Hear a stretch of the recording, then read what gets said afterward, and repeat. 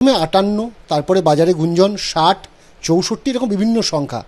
Official তো 58 আপনারা প্রমাণ করেই দিয়েছেন, সংখ্যাটা ঠিক কোথায় গিয়ে দাঁড়াবে? দেখুন 58 জন যখন সই করেছে, এখন 58তেই থাকুক, বাকি সংখ্যা যেমন বাড়বে আপনারা জেনে যেতে পারবেন।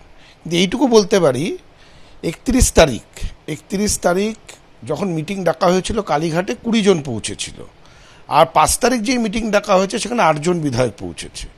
এর থেকেই বিষয়টা পরিষ্কার হয়ে যাচ্ছে যে আগামী দিন যেই বিধায়করা এই 58 জনের মধ্যে নেই তারা কোন দিকে যেতে চলেছে, এটা তো সময়ের সাথেই পরিষ্কার হয়ে যাবে। না, একটা বিষয় অন্তত দর্শকদের সামনে পরিষ্কার করুন যে সংখ্যাটা কি 60, 62, মানে একটা ফিগারের কাছাকাছি তো যাবেন। দেখুন, ফিগার আমি ওইভাবে দিই না। কেন দিই না? কারণ যতক্ষণ না কেউ এসে আমাদের অফিসিয়ালি সই করছে সেই ফিগারটা আমার মনে হয় পাবলিশ করা উচিত নয়। কিন্তু যোগাযোগে আছে অনেক বিধায়ক, যেই 58 জন সই করেছিল তার বাইরেও অনেক বিধায়ক যোগাযোগে আছে এবং তারাও আমাদের সাথে সহমত পোষণ করছে।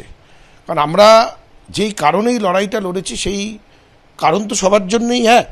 আমরা হয়তো সেটাকে তুলে ধরেছি, আমরা হয়তো ট্রিগার, কিন্তু সেই কারণগুলি সবার জন্যই এক, সবাই সেইভাবেই ভুক্তভোগী, সবারই মনে সেই জ্বালা রয়েছে।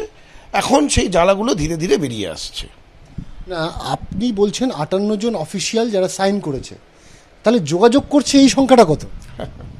সেটা একাধিক এবং আমরা কি সেটা 7, 8 বা 10 ধরতে পারি? সেটা আপনি অনায়াসে সেটা বলতে পারেন যে যারা যোগাযোগ করছে তারা যখন এখানে চলে আসবে সেটা 60-এর অনেক বেশি হয়ে যাবে। যারা আপনাদের সঙ্গে আসছে তারা তো নিশ্চিতভাবে দলের যারা নেতৃত্ব এতদিন দিচ্ছিলেন, মমতা বন্দ্যোপাধ্যায় বা অভিষেক বন্দ্যোপাধ্যায়, মূলত অভিষেক বন্দ্যোপাধ্যায়, মানে দলের নেতৃত্ব দেওয়ার যে পদ্ধতি, কোথাও সেটাতেই নারাজ হয়ে কি আপনাদের সঙ্গে আসা? নিশ্চিতভাবে অভিষেক বন্দ্যোপাধ্যায় যেই হাই হ্যান্ডেডনেস নিয়ে চলেছে, যেইভাবে দলটাকে পরিচালনা করার চেষ্টা করেছে, তাতে আমাদের গ্রাসরুটের সংগঠন ছত্রাখার হয়ে গেছে। কোনো রিপোর্ট জেলা লেভেল থেকে, ব্লক লেভেল থেকে না নিয়ে এককভাবে ওপর থেকে চাপিয়ে দেওয়া, তাতে সংগঠন কমজোর হয়েছে, যার জন্যে আজকে এই বিপর্যয়ের সম্মুখীন হতে হয়েছে দলকে। এগুলো তো অনেক বিধায়ক, যারা দীর্ঘদিনের বিধায়ক, মন্ত্রী দীর্ঘদিনের, তারা বহুবার এই বার্তাগুলো পাঠাবার চেষ্টা করেও তারা বিফল হয়েছে, তাদেরকে সেই সুযোগ দেওয়া হয়নি। এবার যারা দীর্ঘদিন ধরে রাজনীতি করছে তাদের অভিজ্ঞতা, আর যারা উপরে বসে রয়েছে এবং এজেন্সিকে ব্যবহার করে রাজনীতি করার চেষ্টা করছে, দুটো তো এক হতে পারে না। সেটা তো পরিষ্কার হয়ে গেল, এই নির্বাচনের ফলাফলেই সেটা পরিষ্কার হয়ে গেল।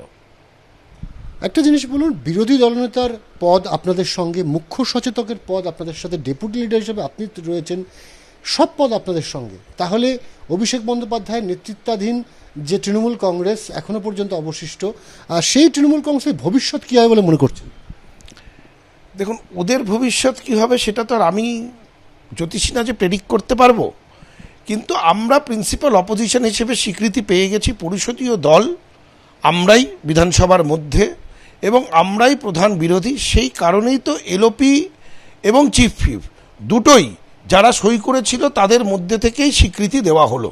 এটা তো নিয়ম, 2/3, মোর দ্যান 2/3 এমএলএ স্বাক্ষর করে সমর্থন জানাচ্ছেন, তো সেটা তো আইনত, সেটাই নিয়ম এবং সেটাই করেছে মাননীয় অধ্যক্ষ।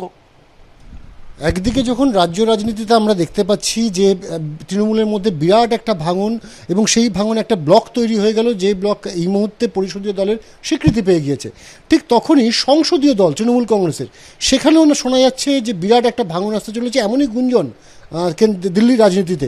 আপনার কাছে কী খবর?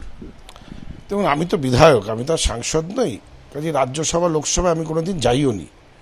আমিও টিভির মাধ্যমে, আপনাদের মাধ্যমেই এগুলো শুনতে পাচ্ছি, দেখতে পাচ্ছি। যখন ধোঁয়া ওঠে আগুন তো নিশ্চয়ই আছে, সেটাই মেনে চলছি।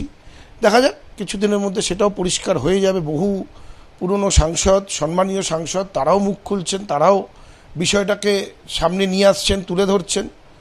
তো আমার সেটা দেখে মনে হয়েছে যে সেখানেও নিশ্চয়ই কোনো ডেভেলপমেন্ট হচ্ছে। এবিপি আনন্দ, এগিয়ে থাকে, এগিয়ে রাখে।